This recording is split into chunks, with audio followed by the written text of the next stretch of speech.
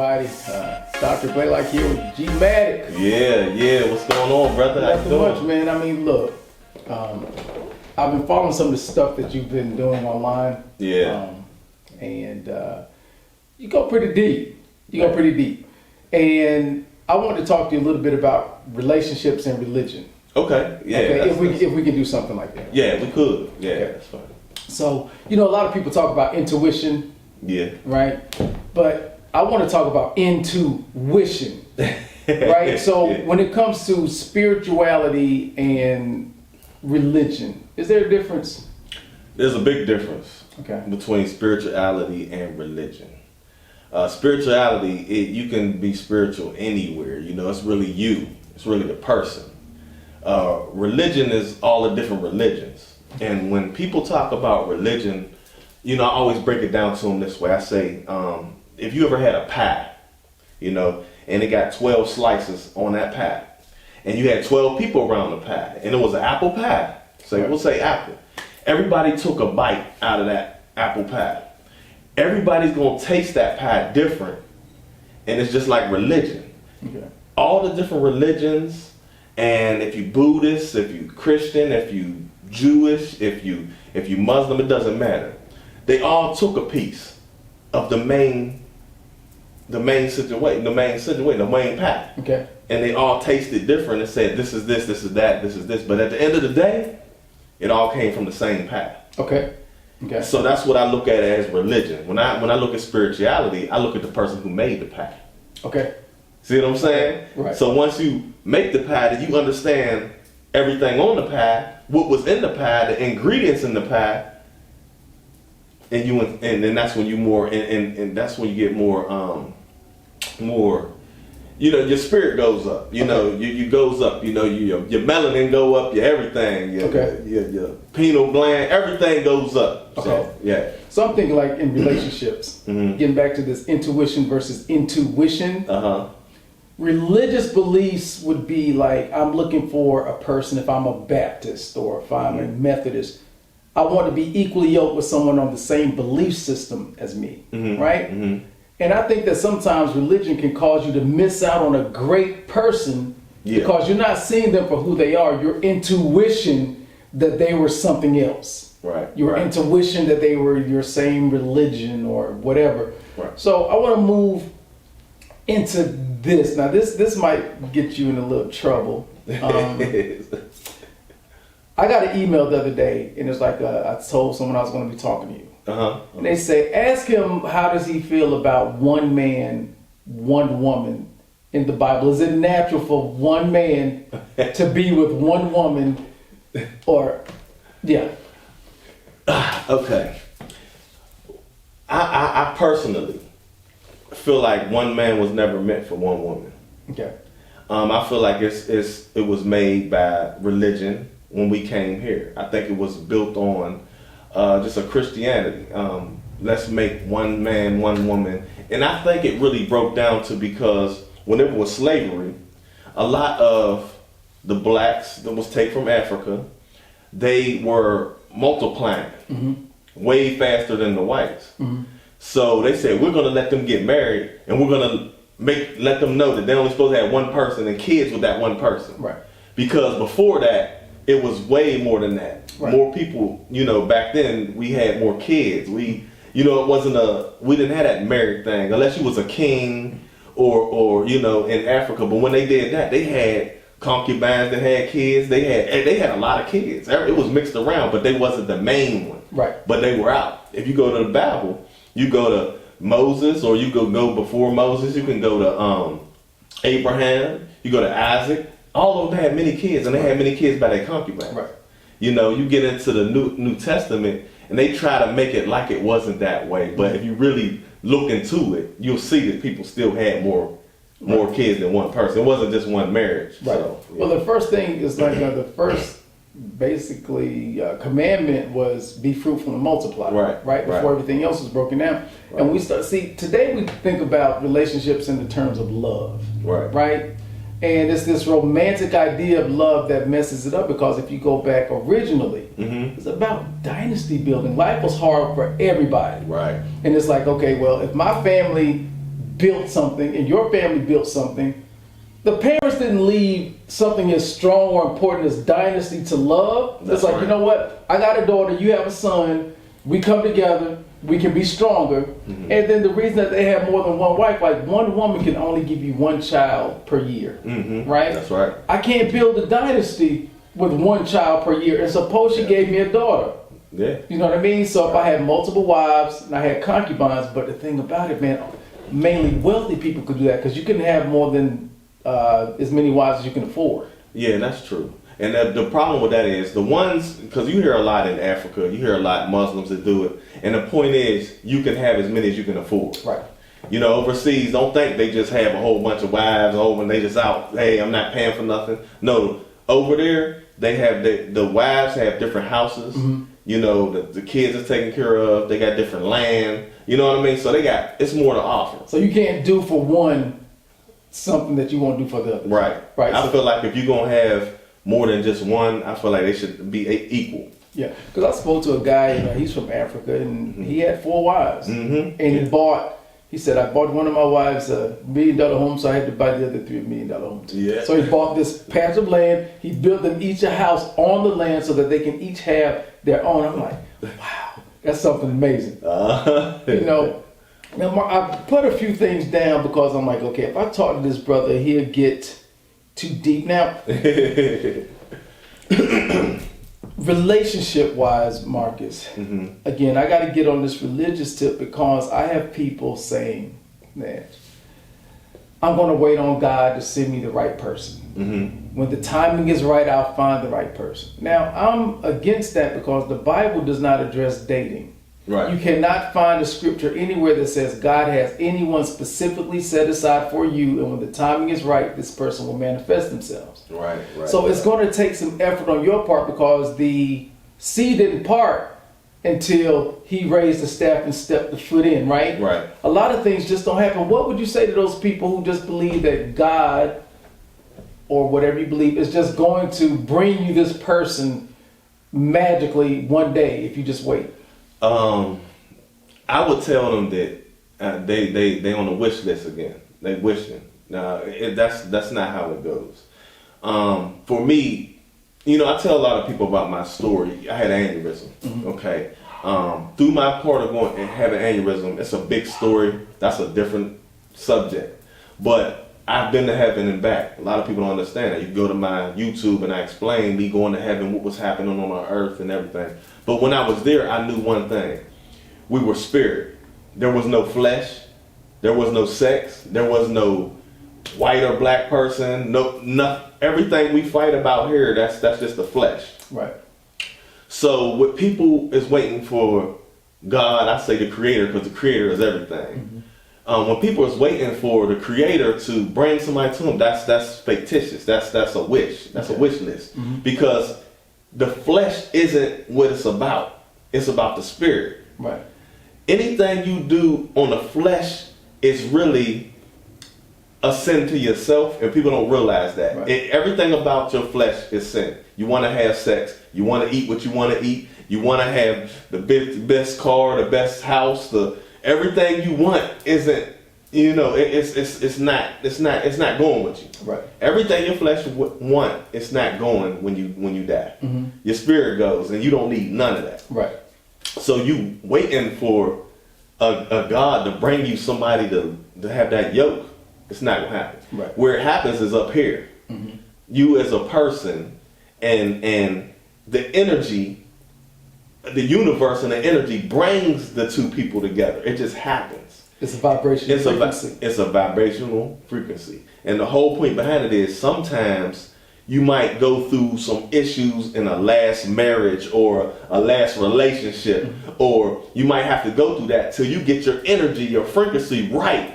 Because if you had it right from the beginning, the first marriage would have been good. Okay, but what about this? Like attracts like, and a lot of people say, well, I just keep meeting horrible people, or there are not a lot of good people left in the world. I'm like, you are attracting yourself. A self. Yeah, you're right. But it's hard for people to see that though, Marcus. Why? Why do you think it's hard for me to realize, like, I keep getting these trash relationships, everybody cheats on me. Why is it so difficult for me to realize that I'm attracting me? Because it's flesh.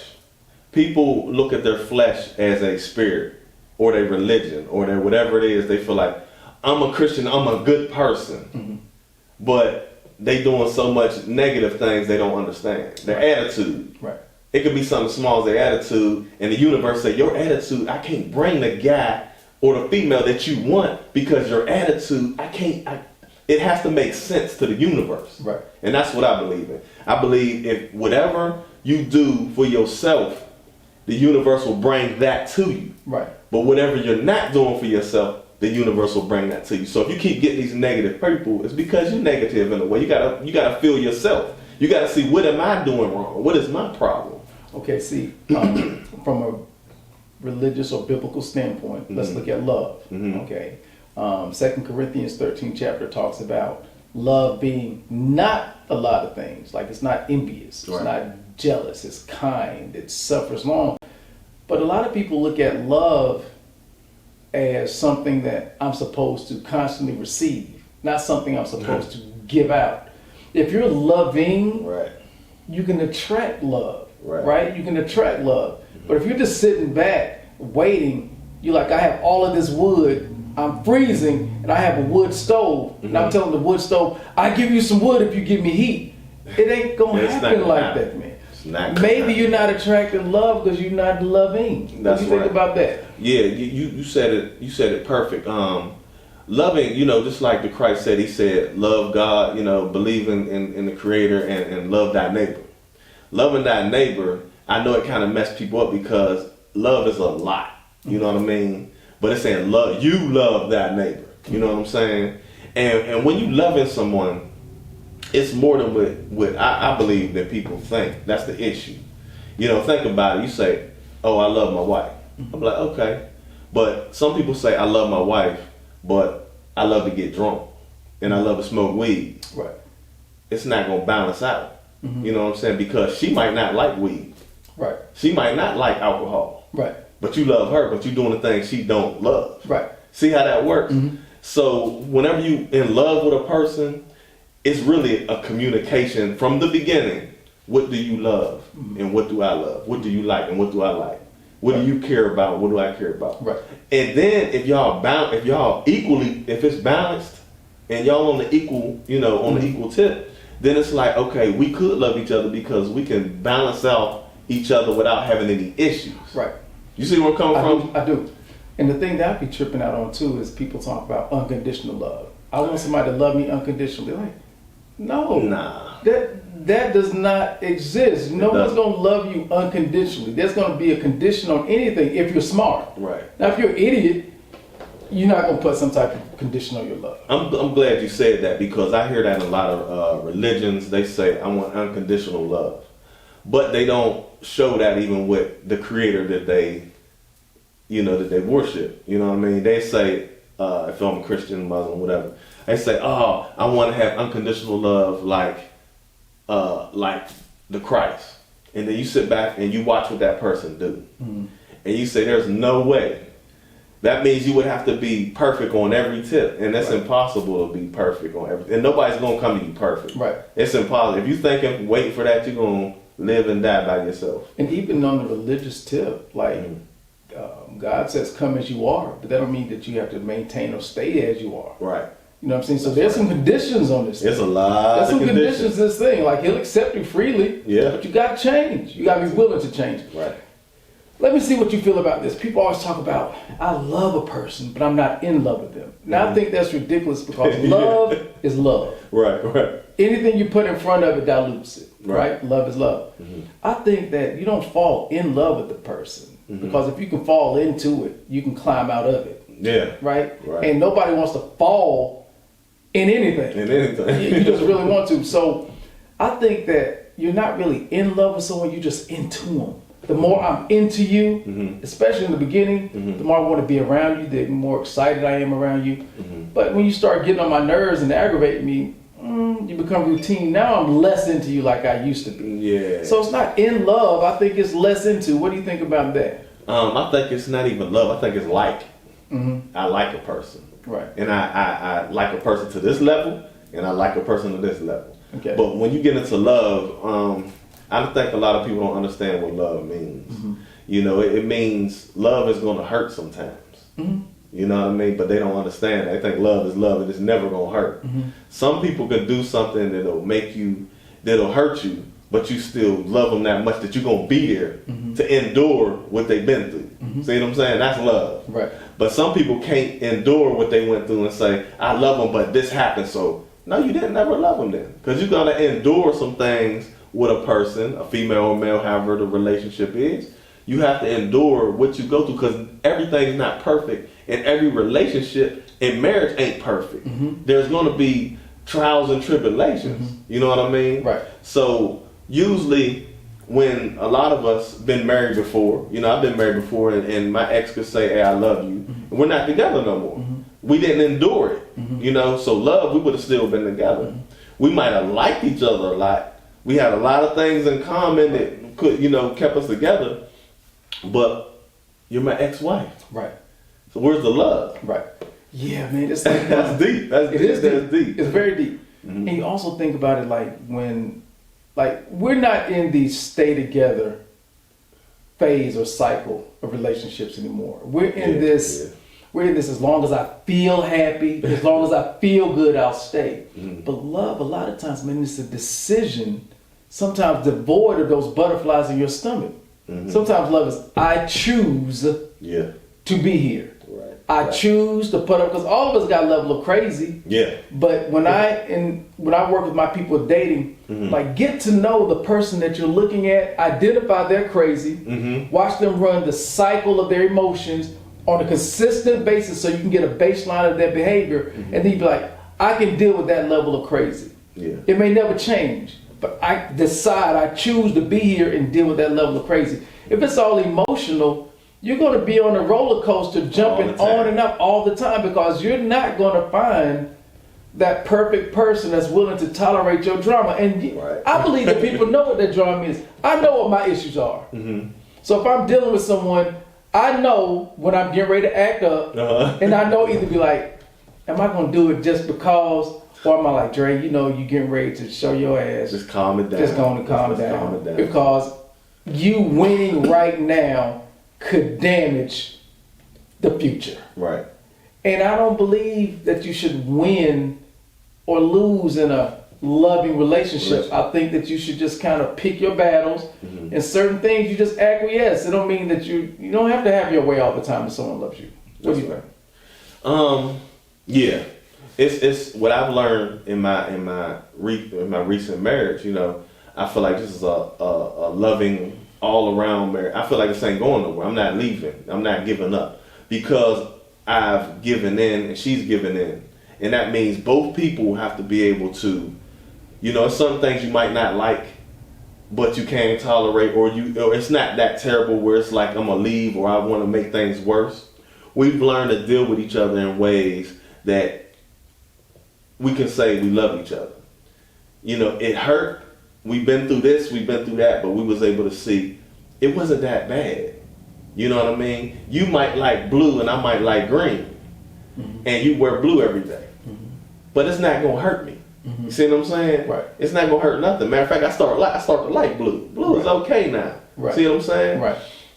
And being in a relationship, I start to see that, you know, that's what it is. It's back to balance, back to, can I love this person beyond what I think is wrong? Because it might be wrong to me and right to that person. Right. And if my wife say, yo, this right here is wrong, I have to sit and think now and say, okay, is this really wrong? What did I do to make this wrong? Then I say, you know what, it is wrong. Instead of, no, it's right because I say it's right. And then, and that's where it's issues, you know what I mean? And that comes back into communication. Mm-hmm. Communication keeps your marriage together.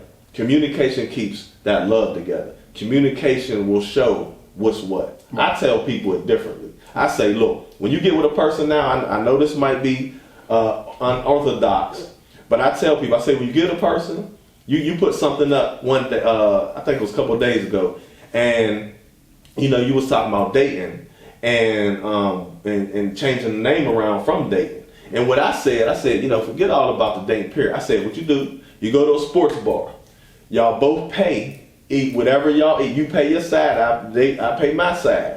And when we sit and talk, let's really have a conversation. Do you like this? Do you like that? This is what I like. Can you tolerate that? Right. You know what I mean? Get to know that person like this. Right. On a sexual tip, same thing. Look, I like this, this, and this sexual all the time. Right. If that person say, I don't like that, I'll never do that. You should say, well, it was nice meeting you, and go your opposite way. Right. Because a lot of people, they can't deal with that. Right. You know, you could get in a marriage or you could get in a relationship, and 8 months later, y'all have sex and be like, I don't like this person. This ain't what I want. This is weak. Like, why am I wasted 3 months. Why waste your time? Right. We only have at least 72 summers. If you live past 72, 82 summers, people don't look at it like that. And your first 20, you growing up being a kid, you know, being able to become 21. Right. So let's break that down to say 50 summers, and then you old. So let's take the old down to the middle. You might got 30 good summers to have fun. Right. So if you with a person and you ain't with a person, if you with a person, then you get divorced. If you with a person, you ain't in a relationship. You can get down to 10 good years of your life, and that's it. If you find that person. So you got to be specific from the beginning of what you're looking for. Right. So you don't waste your time and that person don't waste their time. Right. And that sex thing, one night stands, that's weak. No, I feel like it's good, because if you don't like it, you don't need to be a person. If you do, hey. Okay. If that person just want to have sex, then you already know. Everybody know what it is. The night sex day. I don't want no relationship. Boom, boom, boom. You know what it is. And a guy don't have to be fake, and a female don't have to be fake. Right. A lot of guys, they might be fake because they want the panties. You know, that's what it is. So they gonna play all these games. You gotta play the relationship card. And it's like that's a waste of time. The female should know, I don't want to waste my time. I want to see. Matter of fact, she could say, get in the bed and be like, oh, this was weak. I waited 3 months for this. Right. But he's okay. I'm going to try to make this work. And the guy's like, this is weak. I'm done. I had a chick last week that was way better than this. I'm gonna focus on that than this. You see how much amount of time is wasted? I gotcha. So when it comes to communication, I often say that communication happens on the listener's terms. Whenever the listener, like if I'm communicating with you, when you understand the words and you define them the same way I articulated them, then communication has occurred. But I often say this, let's just say you and your wife, or I'm in a relationship and my person lost their voice and I had to argue for them. Could I argue what's most important to them for them, even if I don't agree with it? That's when communication occurs. Yeah. You know, because it's kind of like, okay, we're going to disagree. Yeah. But that don't mean that we're incompatible. We're just different. But a lot of people think that I think this way, you should think that way. It's like, well, if both of us think the same way and we do things the same way, how can we grow? You can't. You cannot grow. You need someone to challenge you. That's right. But I think that our egos get in the way sometimes. We have to be right. And if we're not right, or we don't get what we want the way we want it, we just say, well, we're incompatible, next. I don't know. I think that as long as you have a person that's willing to say, I'll try.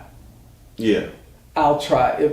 Those are powerful words. No, especially, okay, check this out. There are three things that let's just say we're going to talk about the sisters. All right. Three things sisters will not do mostly. Anal, swallowing, and a threesome. Right? Now let's just say you met this woman, like using your example, and y'all talked about it, and you were like, "No, I'm not about that anal life," and both of y'all agree. Y'all together 5, 6, 7 years. You start talking to me with my freaky self, and I start telling you about, man, that anal is some good stuff, right? And you get it in your mind. You're like, well, I've had vagina and mouth, but I've never really tried anus. I want to try that. But you scared to go to your girl because in the beginning, y'all already said that we don't want to do this. And the problem in some relationships is when you meet someone in the beginning, you stick a pin in that relationship at that moment in time. And you always go back to what you used to do. It's like, well, that's tradition, and tradition makes a great anchor, but it makes a horrible sail. I cannot move forward traditionally. So in the beginning of this relationship, we established this tradition that we don't like anal sex, and you expect me to stay there. But let's just say I evolved, and a few years later, I want to try it. Well, me bringing that up to my girl, it's gonna be like, gosh, I know how she feel about that, man. I don't want to argue about it, but boy, I want to try it. Let's just say it took me 2 or 3 months to get to that point. I finally asked her. And she just flat out, no, you nasty, I'm not gonna do it. Does that no make my desire go away?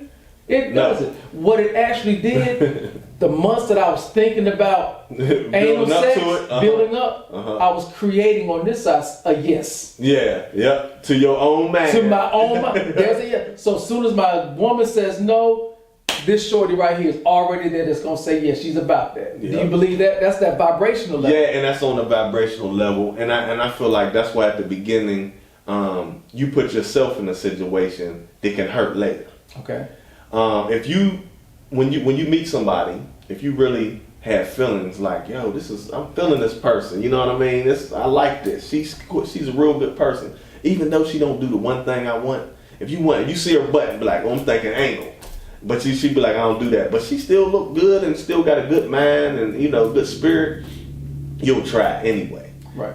And it's either going to be it's going to be a disaster later, or you're going to tolerate it later. I've been in relationships where, hey, they will say no, we'd be together, then they would do it. Be like, oh, that's better than I thought. You see what I'm saying? Right. The female, it can change. It's just what they think. Right. If they never did it, they don't know. Right. Now, if somebody, if a female, went through a situation and she was raped or something had happened and it was a tragedy, anybody would understand. Well, they should understand. Okay, I see why you don't want to do this because something happened. It was a tragedy, and you gotta respect that. And it's the no is a no to yourself. Right. Like it's a no. If I'm dealing with her, it's a no. Right. But if she never did it, was just like you think like you ain't even tried. Right. Just like you said, if they say I'll try, it's like okay, at least that's in there. But a no is just no. You shutting me down. If you shut me down with this, that means you'll shut me down with other things also. And that's why a guy starts thinking like, hey, you shut me down with this. What later do I like and you gonna say no? And I might be like, yo, I can't deal with this. You can condition a person that way. Yeah. You can train them. Your no, just because you say no, does not mean, again, that I can't find a yes someplace else. Right. But I really think that, again, going back to, I'll try. Yeah, I'll try. Now, it's one thing, and all you're getting, get understanding. That's just you. Now, y'all, I don't want you to think that Marks and I just freaky on like anal sex. I'm just using this for an example, okay? No, but it's a lot of guys, out there, y'all females, y'all wear that tight stuff and they might be thinking different, you know what I mean? So always remember in conversation when it comes down to sex that y'all talk to your spouse and see if that's what he's into. Right. You know what I mean? Even though don't think because he's a straight, he could be a pastor that like to do everything. He could be he could be a monk that like everything. We don't know. Men have different female feelings and so don't think we gay. Just like you said, we ain't crazy. Right. We ain't off the hook, but we just talking. We're just talking, right? Okay. So I'm saying, so let's just say from the anal example, let's just keep riding that train. Yeah. And all you're getting, get understanding. I did a talk a couple of weeks ago at a men's conference, and I talked about masculine vulnerability. And one of the things that we talked about was just male suicide rates and stuff like this. Yeah, stress. that's crazy. But let's just say, okay, well, anally speaking, if I want that, and all you're getting, get understanding. A lot of men these days are boycotting marriage and serious relationships. They turn into porn and prostitutes. And if you're watching porn on a consistent basis, you fail to realize, okay, these people are acting. Right. They know that they're going to be doing these scenes. On fire. Your new music streaming choice for the best hip hop and R&B. Raw 704. Download the app in your app store. You're now rocking with the best. Raw 704. We are the culture. We are the culture. So, like I was saying, it's not that human nature, Marcus, is you want what you don't have. That's right. You want what you don't have. So it's like we're not content for the most part. I don't care what I'm driving. It ain't good enough. I want something else. You have a great relationship, but it's like, I want something else. Right. So we're not trying to bash anyone or any relationships or whatever. We're just trying to say, it takes understanding, it takes time, it takes effective communication. And I would just like to say before I move off to something else is, don't hold your partner stuck in a place for every day of their lives. I mean, you got to give them the ability to change because you yourself are going to change. You're not going to be the same person 10 years from now as you are today, or at least you should not be. Right? Oh, let me make sure I turn this to you so you can see yourself. Yeah. All right. So, in conclusion, man, I want to ask you, you brought a book there. Oh, yeah. And the Emerald Tablets. I'm familiar with that. A lot of our modern technology comes from those books. And that text is thousands of years old, man. Oh, yeah. When I got into this, I realized that religion is really like, it's new. You go to the Bible, that's 6,000 years.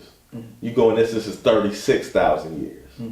And when you read about, Thoth or the Hermetic teachings, and if you go through it, a lot of things in the Bible is in the same thing. It's in the Dead Sea Scrolls, the Emerald Tablets.